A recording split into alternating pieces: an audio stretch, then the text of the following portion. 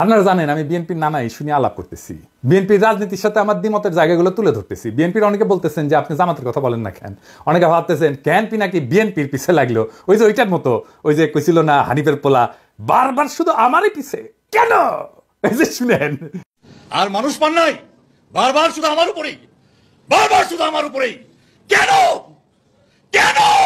দেখেন ভাই, আমি বিএনপির পিছে লাগি নাই, বিএনপি আমার শত্রু না, আমি আমার মতো একটা বিএনপি দেখতে চাই, সেটা থেকে বিএনপি দূরে সরে যাইতেছে। আপনার বন্ধু যদি আপনার থেকে দূরে সরে যায়, আপনি তো বন্ধুকে সতর্ক করবেন কিনা, সেটা আমার দায়িত্ব কিনা বলেন। আপনারা চিন্তা করে দেখেন, আওয়ামী লীগ যখন ক্ষমতায়, আমার তো আওয়ামী লীগ করাটাই সবচেয়ে স্বাভাবিক ছিল, তাই না? আমার অ্যাডভান্টেজও ছিল, তো নানা অ্যাডভান্টেজ ছিল। আমি আওয়ামী লীগের যা যা ক্ষতি করছি দল হিসাবে, আমারে তার নিজের দলে নেওয়ার দরকার নেই, আমারে খালি থামাই চুপ করে রাখতে পারলে তাদের অনেক লাভ হইতো, ঠিক কিনা বলেন? ঠিক একইভাবে আমার তো এখন বিএনপি সমালোচনা না করে সাপোর্ট করে গেলে খুবই ভালো হইতো, আমার জন্য ব্যক্তিগতভাবে ভালো হইতো, তাই না? শীর্ষ নেতার সাথে আমি খুবই ভালো ব্যক্তিগত সম্পর্ক আছে, এখনো আছে। খালেদা জিয়া আমার স্নেহ করেন, বিএনপির একটা বিশাল কর্মী বাহিনী, আমার পাঠক দর্শক অনেকে আমাকে পছন্দ করেন, অপছন্দ যদি একজন করে না তা না, কিন্তু অনেকে আমাকে পছন্দ করে। কিন্তু তাই বলে তো আমি আমার দেশের গণমানুষের স্বার্থকে উপেক্ষা করতে পারি না। আজ যে বিএনপি দেখি, সেই বিএনপি তো আমরা চাই না। এই বিএনপির পাশে যারা ছিল কেন তারা নাই সেটা জিজ্ঞেস করেন, নিজের আত্ম অনুসন্ধান করেন। আচ্ছা বলেন তো বিএনপি নেতারা, আপনারা কি জানেন আপনাদের কর্মীরা কি করতেছে? আপনি কি বিএনপির কর্মীদের কোনো পলিটিক্যাল কাজে এনগেজ করতেছেন? বাংলাদেশের রাজনৈতিক সংস্কৃতি না বদলাইলে তো বিপদ। আপনাদের রাজনৈতিক কর্মসূচি কি? মাঝে মাঝে কর্মীদের নিয়ে মিটিং করা, মিছিল করা, কালে ভদ্রে জনসভা করা, নিয়মিত টকশোতে যাওয়া, ফেসবুক গুতানো, আর দলের বিরুদ্ধে কেউ কিছু করলে দল বেঁধে ঝাঁপে পড়া। এই তো বেশিরভাগের কাছে রাজনীতি করাটা পেশা, এখান থেকে টাকা পয়সা ধান্দা সবকিছু করা যায়। যাই হোক, আর না আগাই আর কি, অনেকের কাপড় ধরে টান দিয়ে ফেলবো। রাজনীতি আর উপার্জনের ধান্দা দুইটা জিনিস এক না, আমি আর এটা নিয়ে কথা কইতে চাই না। যাই হোক, আজকে অন্তত কথা কব না। রাজনৈতিক দলের আশেপাশে দুর্বৃত্তরা দল বাঁধে মাছির মতো, সেই জন্যই ভালো মানুষেরা আশেপাশে যায় না। এই যে দেখেন, মঞ্চে জিয়ার ছবি দিয়া, খালেদা জিয়ার ছবি দিয়া, এমনকি তারেক রহমানের ছবি দিয়া নর্তকী দেখেন, দেখেছেন? উঠে কি কেউ নাই যে কবে ভাইজান নর্তকী নিয়ে আইসা নিবার তো নাও, সাংস্কৃতিক অনুষ্ঠান করো, তোমার মতো করে করো। রাজনৈতিক দলের নেতার ছবি টাঙায় কে, আমার নেতার ছবি টাঙায় কে, জিয়ার ছবি টাঙে কে, দেখবেন কোনো উত্তর নাই। কর্মীদের দোষ দেই কেন? খোদ তারেক রহমানের সভায় বিএনপির শীর্ষ নেতাদের উপস্থিতিতে ওখানে তো নর্তকী আনতে পারে না, কিন্তু ওই নর্তকীর মতো একজন আনছে রোবায়েত ফেরদৌস, জিয়া বন্দনা করিচ্ছে। দেখেন 1975 সালের বাকশালে 4টি পত্রিকা রেখে সমস্ত পত্রিকাকে বন্ধ করা হয়েছিল, গণমাধ্যমের কণ্ঠরোধ করা হয়েছিল। শুনলে অবাক হবেন, সেই সময়কার সাংবাদিকতার ইতিহাস আমি দেখেছি, সাংবাদিকরা মুদি দোকান দিচ্ছে, তারা হচ্ছে ভ্যানে দোকান দিয়ে তাদের জীবন জীবিকা, হাজার হাজার সাংবাদিক বেকার হয়ে গেছে। এই যে সাংবাদিকতা পেশা, যে ডিগনিটি, তাদের যে মত প্রকাশ ভাব প্রকাশ স্বাধীনতা, এটা ফেরত নিয়ে আসছেন কে? একজন সামরিক শাসনের লোক হয়ে, সামরিক ব্যারাক থেকে এসে শহীদ প্রেসিডেন্ট জিয়া রহমান কিন্তু এই যে বহুদলীয় গণতন্ত্রের কথা আমরা বলি, বহু সংবাদপত্রের কথা বলি, বহু মতের কথা বলি, সেটা কিন্তু তিনি আমাদের জন্য নিশ্চিত করেছেন। বিএনপি পর্যন্ত শেষ, বিএনপি বিরোধী থাকার পরে যে নির্বাচন যেটা হয়েছে, সেই নির্বাচনটুকু যা হয়েছে ফাইন, এখানে খুব বেশি কারচুপি জালের কোনো সুযোগ ছিল না। এইগুলো আমার কাছে খুব গুরুত্বপূর্ণ। আমি যতটুকু দেখেছি ভোট যা হয়েছে মোটামুটি ভালো হয়েছে। ওই আওয়ামী লীগের সঙ্গে স্বতন্ত্র প্রার্থীদের প্রতিদ্বন্দ্বীদের ভোট যা হয়েছে সেটা মোটামুটি ভালো ভোটই হয়েছে। আমি দুইটা আসন আমার নিজের এলাকা দেখেছি, ঘাম বেরিয়ে গেছে। আওয়ামী লীগের যে প্রার্থীরা বেরিয়ে যেতে প্রচন্ড ঘাম বেরিয়ে গেছে।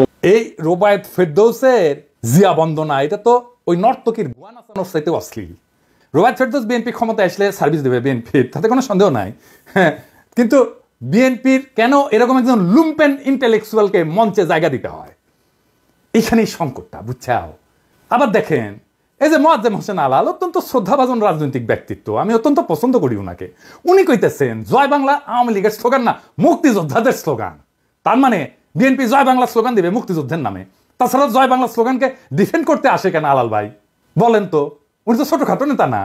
এইবার দেখেন, ওই যে ফজলুর রহমান, ওদের মারিছিলাম, ঝাড়ি দিছিলাম না, ওই মালটা কলে থামেনি, বুঝেছেন? আসেন ফজলুর রহমানকে দেখে খালেদা জিয়ার উপদেষ্টা ফজলুর রহমান ওয়াজের বিরুদ্ধে বক্তব্য দিতেছে, শুনেন। কোন দেশে এইভাবে মাইক লাগায় সারা রাত শুধু রাজনৈতিক বক্তৃতা হয়, যার নাম কয় ইসলাম? এটা তো একটা ওরান দেশ পাইছে, যা ইচ্ছা তা বলতেছে মৌলানা মৌলবীরা, এবং হেলিকপ্টারে যাইতেছে, গাড়িতে যাইতেছে, লাখ লাখ টাকা নিতেছে। এটা তো একটা ব্যবসা বাণিজ্যের ব্যাপার। এবং এরা তো দুনিয়ার সমস্ত কালচার শেষ করে, বাঙালির যে কালচার, শিক্ষা, সংস্কৃতি, নাটক, যাত্রা, গান, বাউল, মাজার সব শেষ করে দিতেছে। তারা কি চায়? তারা এই দেশে কিছু থাকবে না, সমস্ত বাগানে। তার কণ্ঠে তো সেই নাস্তিকদের প্রতিধ্বনি, তার কণ্ঠে তো সেই বামেদের প্রতিধ্বনি, সেই ফেরাউন নমরুদের প্রতিধ্বনি। এইসব হইতেছে কি চারিদিকে? কি হইতেছে দেখে মনে হইতেছে না যে আওয়ামী লীগ আমলে যা যা শুনতেন, যা যা শুনতেছিলেন, এখন বিএনপি সেটাই করিচ্ছে। শুধু বিএনপি মাইক বাজায়, ওই যে সোহরাওয়ার্দীর বডিগার্ডের ভাষণ না বাজাইতে শুরু করে। এটাই তো আমার চিন্তা এখন। এই ফজলুর রহমান তো খালেদা জিয়ার উপদেষ্টা, সে খালেদা জিয়াকে কি উপদেশ দিবে, কি করাই নিবে খালেদা জিয়াকে উপদেশ দিয়া, সেটা কে আল্লাহ জানে।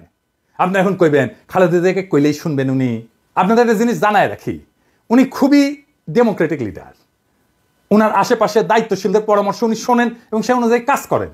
উনি বোঝেনও যদি যে কাজটা করা উচিত না, তারপরে উনি করেন। এটা খালেদা জিয়ার লিডারশিপ কোয়ালিটির এটা একটা গুরুত্বপূর্ণ দিক, যে উনি ডেমোক্রেটিক্যালি সিদ্ধান্ত, ওনার নিজের সিদ্ধান্ত যদি এটার বিরুদ্ধেও হয়, তারপরেও দলের লোকেরা, অন্যান্য দায়িত্বশীলরা যেটা বলবে সেটাই উনি করবেন। এই প্রসঙ্গে একটা ঘটনার কথা উল্লেখ করি, যা আমি ওই ঘটনায় যুক্ত একজনের কাছ থেকে শুনছি। বলে না হর্সেস মাউথ।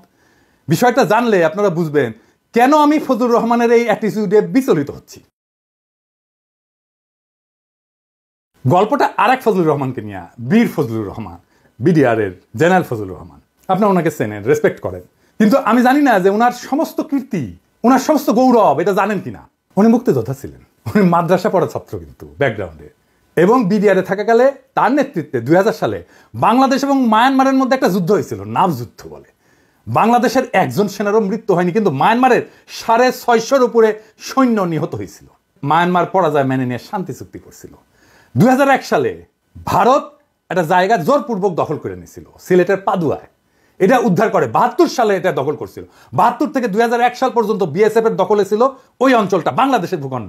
আবার 2001 সালে 18 এপ্রিল ভারতের কুড়িগ্রাম জেলার রৌমারী উপজেলায় বড়বাড়ি বিডিআর ক্যাম্প দখলের জন্য বাংলাদেশের অভ্যন্তরে বিএসএফ আগ্রাসন চালায়। উনার নেতৃত্বে বিডিআর বাহিনী অনুপ্রবেশকারী বিএসএফ এর দলকে পরাজিত করে এবং অনেক বিএসএফ এর জওয়ান মারা যায়। এবং বিএসএফ ওই ঘটনার জন্য এই জেনারেল ফজলুর রহমানকে বিশেষভাবে দায়ী করে। উইকিপিডিয়াতে একটা ঘটনা লিখিছে, ওই যে ফজলুর রহমানের কেনিয়া সুপু আছে না, ওই যে সুপু প্রেসিডেন্ট, বিএনপি প্রিয় প্রেসিডেন্ট আর কি। ওই যে 1975 সালে 20 আগস্ট সর্দির বডিগার্ডের জয় বাংলা করে দেওয়ার প্রতিবাদ করতে গিয়ে গ্রেপ্তার হয়ে জেলখানায় নিয়ে যাওয়া হয়। সেখানে সে লিখিচ্ছে ফজলুর রহমান নাকি তাতি মারতে মারতে কইছিল, এই বেটা তোর বঙ্ক বল্টু কোথায়, উনি লিখিছে, উনি নিজে লিখিছে, উনি নাকি পাকিস্তানি ফেরত সামরিক অফিসার। এটা সুপ্পু নিজেই লিখিছে, তবে এটা ভুল। আমি জেনারেল ফজলুর রহমানকে জিজ্ঞেস করেছিলাম যে ফজলুর ভাই এটা কি আপনি করেছিলেন, পাশাত লাথি মারিছিলেন? তো ওখানে বললেন পিনাকি তোমাকে মনে হয় আমি এই কাজ করতে পারি। সুপ্পু যার কথা লিখেছে সেই লোক হইতেছে 15 ইস্ট বেঙ্গল রেজিমেন্টের নাম হইতেছে ফজলুর রহমান ফারুক। উনি এখনো বেঁচে আছেন কিন্তু। আর উনি ফজলুর রহমান ছিলেন 10 ইস্ট বেঙ্গল রেজিমেন্টের, এবং বরং উনারে ডেকে আনা হয়েছে যে চুপ্পুরে ধরা হয়েছে, যাই উনি ছাড়াইছেন চুপ্পুরে। যাই হোক, উনি আর্মি থেকে কিভাবে বিদায় নিলেন এটা জানেন? আসেন সে আলাপটা করি। উনাকে বাধ্যতামূলক অবসরে পাঠানো হয়েছিল। পাঠাইছিল কে জানেন? কে জানেন? হাসিনা না, খালেদা জিয়ার সরকার। খালেদা জিয়াকে কয়েকজন জেনারেল এই বুদ্ধি দিছিল। কোন কোন ইন্ডিয়াপন্থী জেনারেল এই বুদ্ধিটা দিছিল তাদের নামটা বললাম না, আমি সবার নাম জানি। মনে রাখেন, এটা আমার জেস্টার অফ গুডউইল। বললে কলে সিপাহী জনতার মাইর খাইয়া ভত্তা হইয়া যাবেন, আমি কইলাম না। সেই জন্য ইন্ডিয়া পাদুয়ায় রৌমারিতে বীরত্বের বদলা নিল। কি দিয়া? তারে বাধ্যতামূলক অবসর পাঠায়। কার হাত দিয়া? খালেদা জিয়ার হাত দিয়া। কি কি যুক্তি দিছিল ওই জেনারেলরা জানেন? আসলে এদের হচ্ছে মাদ্রাসা ঘৃণা। যেহেতু উনি মাদ্রাসা ব্যাকগ্রাউন্ড থেকে আসছে, সেই জন্য মাদ্রাসা এলিটরা পছন্দ। আমি এই জন্যই এলিটদের দেখতে পারি না। ভয়ঙ্কর মাদ্রাসা ঘৃণা এলিটদের মধ্যে। ও কইছিল যে উনি নাকি মডার্ন ওয়ারফেয়ারের কিছুই জানেন না, উনি মাদ্রাসা ব্যাকগ্রাউন্ডে। জেনারেল ফজলুর রহমানের মতো গৌরবজনক লড়াইয়ের ইতিহাস কয়জন জেনারেলের আছে বাংলাদেশ সেনাবাহিনীর? দেশের মাটি উদ্ধার করে দিল, দেশের সার্বভৌমত্ব রক্ষা করলো, আর তাকে পুরস্কৃত করা হলো বাধ্যতামূলকভাবে অবসরে পাঠায়। এই যে ফজলুর রহমানের মতো উপদেষ্টা খালেদা জিয়া যদি থাকে না, তাহলে এদের দিয়া ইন্ডিয়া প্রতিশোধ নিবে।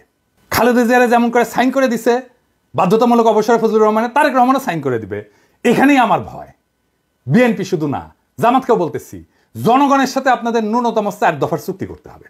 আপনারা নির্বাচন করবেন, যাই করবেন, তার আগে 4 দফা চুক্তি করতে হবে জনগণের সাথে। ভোটই একমাত্র ক্ষমতায় যাওয়ার পথ না। জনগণের সাথে আপনার এগ্রিমেন্ট কি? আপনার ম্যানিফেস্টো না, আপনাকে জনগণের সাথে এগ্রিমেন্ট করতে হবে। এবং আমি যে এগ্রিমেন্টের কথা বলতেছি, এটা জনগণের চাওয়া, দরকার হলে আমি ভোট নিয়ে দেখাই দিতে পারবো। এবং দেখবেন জনগণ কিভাবে আমার এই 4 দফাকে সমর্থন করে। 1 নম্বর দফা, আওয়ামী ফ্যাসিবাদকে চিরতরে কবর দিতে হবে। 2 নম্বর, ভারতীয় আধিপত্যবাদের চিরতরে অবসান ঘটাইতে হবে। 3 নম্বর, একটা সাম্যের সমাজ তৈরি করতে হবে। 4 নম্বর, একটা ইনসাফের রাষ্ট্র কায়েম করতে হবে। এই 4টা ভেরি সিম্পল। এই ফ্রেমের মধ্যে থাকলে সেটাই হবে জনগণের সাথে চুক্তি মানা। এর বাইরে, এই বাউন্ডারির বাইরে যাইতে পারবেন না। কথা ক্লিয়ার? আমাদের ঠেকানোর চেষ্টা করতে পারেন, আমরা সর্বশক্তি দিয়ে আমরা বাধা দেওয়ার চেষ্টা করব। ফাইনালি আমার ক্ষুদ্র ভ্রাতাদের জন্য ওরা গতকাল রাশন ট্রাক দেখে হেভি খুশি হয়েছে। হ্যাঁ, যে আমরা রাশন ট্রাকে কিনবো, এটা গেলে সিদ্ধান্ত হয়ে গেছে।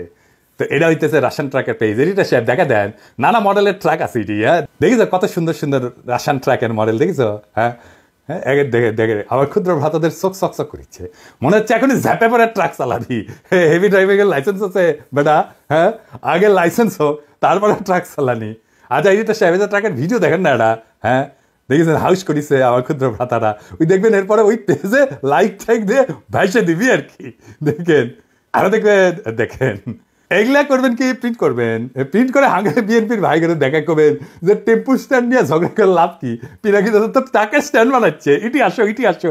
আমার ক্ষুদ্র ভ্রাতারা কবে দাদা হইলে কি বুড়া বয়সে মাথা মাথা খারাপ হয়ে গেল কে, এত উত্তেজিত কে। ওই যে বিএনপির মঞ্চে নাচানো আর এই রাশিয়ান ট্রাক দুইটাই বেচছে আসলে সেক্স, কিন্তু দুইটার গুণগত তফাৎ আছে। রাজনীতিও ইনকা ওর সাথে টেম্পু স্ট্যান্ডই আসবে, ওটাই কালচার। ট্রাক চালাবার পারবে না। আগামীর রাজনীতি হচ্ছে রাশিয়ান ট্রাক চালানোর রাজনীতি। ওই রাজনীতি কেমনে নির্মাণ করতে হয় সেটাও দেখাই দেবো, আর বাংলাদেশকে আমরা ওই দিকে নিয়ে যাব ইনশাল্লাহ। ইনকিলাব জিন্দাবাদ।